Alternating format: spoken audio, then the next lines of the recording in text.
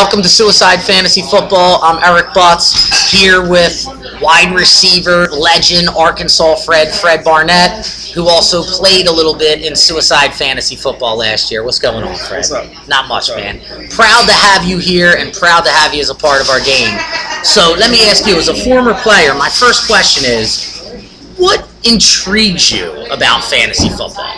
You know, the one thing I think that intrigued me more than anything is that I'm playing football without being on the field. Right. So, I've never really played without being on the field. So, just kind of like, playing a board game, having your pieces, putting them on the board and seeing what they can do. So it was very intriguing and sometimes nerve-wracking because you'll put a guy on and have a good day or a bad day, so you don't know what's going to happen. You take a guy like Desean Jackson, who 1 week, he puts up 200 yards almost, two touchdowns, and then the next week you put him in and Macklin goes for 150 and Jackson doesn't catch a pass. And Jackson's spiking the ball at the 1 yard line. So yeah, you never know what's going to happen. And that's what's cool about our game with Suicide Fantasy Football.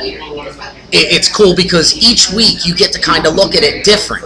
Exactly. Did you ever play traditional fantasy football? I don't know if I ever asked you that. I never really played traditional fantasy football. Well, never did. All right, so the difference between traditional fantasy football is usually you pick guys and they stay on your team the whole time. Where you know how Suicide works, you pick them 1 week and then you never get to use them again. Yeah. So for a guy like you, it allows you to take your knowledge and really analyze matchups and go, you know what, this week I think Calvin Johnson's going to be able to get, burn the D-back because I know who he is and I know Calvin Johnson usually does better against small defensive backs. Exactly. So I think to some degree, ex-professional football players have an advantage, but depends on that player that day. That is correct, and it also depends on the strategy they use and how much effort they put into it. Because I got to tell you, I have some people who do okay, but it's because they're just kind of going, this week I'm going Peyton Manning because he's Peyton Manning without actually analyzing I'm using Peyton Manning this week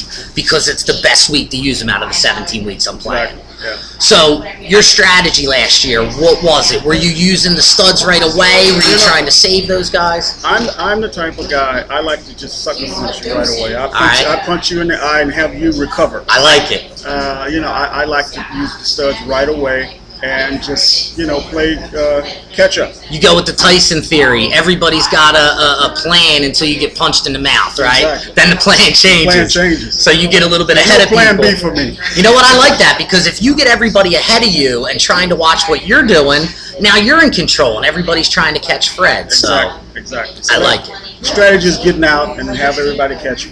Get a lead early and then have everybody looking at the 86 number and Barnett on your back. I've met a few guys who were supposed to know me, defensive backs. Yeah. And they didn't know who I was, and then I turned my back to them, and then they remember. Then they remember who you are. So, all right. So a general football question. Yeah.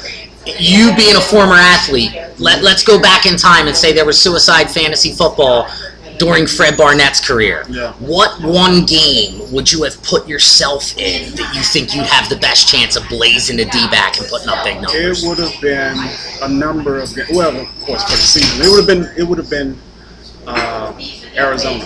Arizona. No doubt. When you were on the Eagles. Aeneas Williams is a good friend of mine, but he just could not cover me. Really? A great defensive back, too. Great defensive back.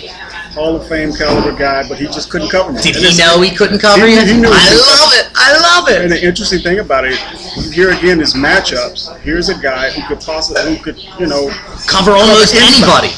And he just had a hard time with me. See, and me as a fantasy football fan, I would have never known that. I would have looked at it and went, if I can only use Fred Barnett 1 week, let me save him when he's got a defensive back against him who doesn't have a chance of being in the Pro Bowl. Yeah, exactly. So there you go, fantasy football fans. That's the stuff you got to think about. There you go. It's not always, hey, because he's playing the Browns, he's going to put up big numbers. Exactly. Individual matchups mean a lot, especially in Suicide Fantasy Football. So now, going back, all right, now I got a just general football question for you.